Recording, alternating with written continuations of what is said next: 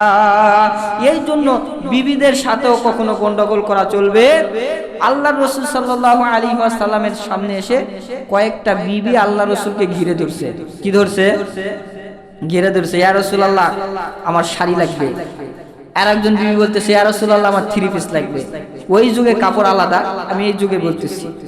আর একজন বিবি বলতেছে, ইয়া রাসূলুল্লাহ, আমার চুনো লাগবে। আরেক বিবি বলতেছে, ইয়া রাসূলুল্লাহ, আমার উমুক কাপড় লাগবে। সবাই আল্লাহ রাসূলকে চতুর্দিকে ঘিরে একবারে এমন ভাবে ধরছে, আল্লাহ রাসূল কোনো দিকে যাইতে পারতেছে না। তো আল্লাহ রাসূল চিন্তা করতেছে, এতগুলা বিবি একসাথে ধরছে, তো আমার কাছে তো একটা পয়সাও নাই, টাকাও নাই, কিভাবে এদেরকে কিনে দিব? খুব টেনশনে আছেন। টেনশন করতে করতে বলতেছে, বিবি দেখো, আমার কাছে তো কাপড় কেনার টাকা নাই, পয়সা নাই, আমি তোমাদেরকে কিভাবে কাপড় কিনে দিব? তোমরা অন্যদিন কাপড় নিও। সমস্ত বিবিরা রাগান্বিত হয়ে বলতেছে, না হুজুর, আপনাকে আজকে আমাদেরকে কাপড় কিনে দিতে হবে। যদি আপনি আমাদেরকে আজকে কাপড় না কিনে দেন, আমরা আপনাকে আজকে ছাড়তেছি না। তোর আল্লাহ রসুলের রাগে চোখ লাল হয়ে গেছে, কিন্তু তারপর আল্লাহ রসুল মুস্কি একটা হাসি দিয়ে বলতেছে, দেখো, আমার কাছে তো কোনো টাকা পয়সা নাই, সমস্ত টাকা পয়সা আমি আল্লাহর রাস্তায় খরচ করে দিয়েছি, তা আমি কিভাবে তোমাদেরকে কাপড় কিনে দিব? এরকম চিন্তা করতে করতে আল্লাহর হাবিব রাসূলুল্লাহ সাল্লাল্লাহু আলাইহি সাল্লাম অন্তরে অন্তরে বলতেছে, আমাদের বিবিদের হাত থেকে আমাকে কে রক্ষা করবে এখন? এমন সময় দরজায় ঠক ঠক করে আওয়াজ দিচ্ছে। কি দিচ্ছে? মনোযোগ দিয়ে শুনতেছেন? মজার কাহিনী, সুন্দর কাহিনী। দরজায় ঠক ঠক করে আওয়াজ দিচ্ছে। তো সমস্ত বিবিরা চিন্তা করতেছে, এই সময় আবার কি আসলো? এখন ঘরের বাহির থেকে আসসালামু আলাইকুম ইয়া রাসূলুল্লাহ যখন সালাম দিছে, সমস্ত বিবিরা ভয়ে কে কোন রুমের ভিতরে দৌড়ে যায়, রুমের দরজা লাগিয়ে দিয়ে চুপচাপ বসে আছে। আল্লাহ রাসূল বলতেছে, কি ব্যাপার? সব বিবি কাপড় নিবে, কাপড় নিয়ে থুয়ে কিংবা সবাই দৌড় মেরে দিল, কি অবস্থা? তারপর আবার দ্বিতীয়বার যখন দরজা থেকে সালাম দিয়েছে, আসসালামু আলাইকুম ইয়া রাসূলুল্লাহ, তখন আল্লাহ নবী বলতেছে, ওহো, আমার সাহাবী ওমর আসছে। কে আসছে? আমার সাহাবী ওমর এসেছে। আর ওমরকে দেখলে আমার স্ত্রীরা তো দূরে থাক, শয়তান পর্যন্ত ভয় পায়। কে পায়? শয়তান পর্যন্ত ভয় পায়, আমার স্ত্রীরা তো আরো আগেই ভয় পায়। ওমর রাদিয়াল্লাহু তাআলা আনহুকে দেখে সমস্ত বিবিরা ঘরের ভিতরে যায়, দরজা লাগায় দিছে। আল্লাহর হাবিব যায়, দরজা খুলছেন, ওমর রাদিয়াল্লাহু তাআলা আনহু ঘরে আসছে। আল্লাহর হাবিব বলতেছে, হে ওমর, তুমি যদি আজকে না আসতে আমি শেষ। বলে, কেন হুজুর, কি হয়েছে? আপনাকে কি কাফেররা ঘিরে ধরছিল নাকি?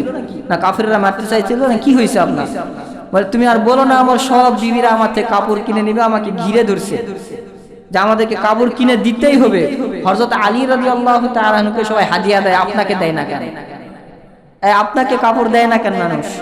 আর আলী রাদিয়াল্লাহু তাআলা আনহু মসজিদে নামাজ পড়তে গেলেই সবাই আলী রাদিয়াল্লাহু তাআলা আনহুকে গিফট দেয়, হাদিয়া তো বোঝেন, হাদিয়া তোফা দেয়, কেউ আতর দেয়, কেউ সুরমা দেয়, কেউ কাপড় দেয়, বিবির জন্য দেয়, আপনার দেয় না কেন?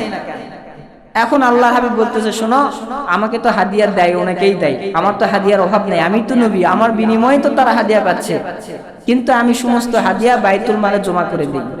অর্থাৎ বাইতুল মাল মানে ইসলামের একটা ফাউন্ডেশন, যেখানে সমস্ত সম্পদকে জমা করা হতো, সেখান থেকে সবাইকে বেতন দেওয়া হতো। তো আমার সমস্ত হাদিয়া তো আমি সেখানে জমা করে দেই, এই কারণে আমি বাড়িতে নিয়ে আসতে পারি না।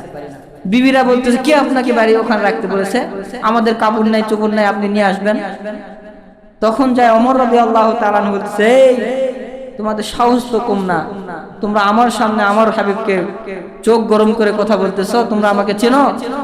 সমস্ত বিবিরা বলতেছে যে, ওমর, আমাদের ভুল হয়ে গেছে, আপনি ক্ষমা করে দেন, কিন্তু আমাদের যে কাপড় নাই, চোপড় নাই, আমরা কি করব?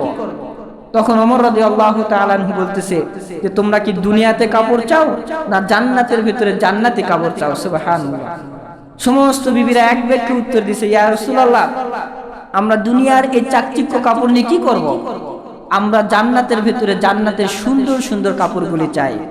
আল্লাহ তাআলা সঙ্গে সঙ্গে জিবরাইল আমিন পাঠিয়ে দিলেন, ইয়া রাসূলুল্লাহ, আপনার সমস্ত বিবিদেরকে বলে দেন, তাদের জন্য আমি আল্লাহ জান্নাতের ভিতরে স্পেশাল সুন্দর কাপড় বরাদ্দ করে রেখেছি। সুবহানাল্লাহ।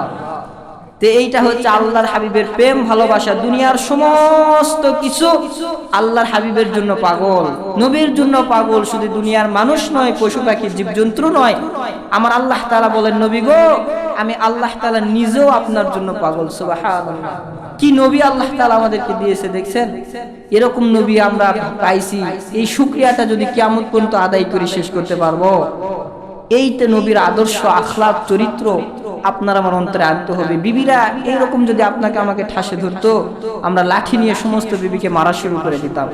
কিন্তু আল্লাহর হাবিবের একটা মুস্কি হাসির শিক্ষা তাদেরকে এমন দেওয়া হয়েছিল, আম্মা জান আয়েশা হাদিস শরীফের ভিতরে বলেন যে আল্লাহ রাসূলের ওই মুস্কি হাসিটা আমাদেরকে এমন শিক্ষা দিয়েছে, কিয়ামত পর্যন্ত যতদিন বেঁচে ছিলাম কোনোদিন আল্লাহ রাসূলের কাছে আমরা আবদার করিনি। সুবহানাল্লাহ। হযরতে আবু হুরায়রা রাদিয়াল্লাহু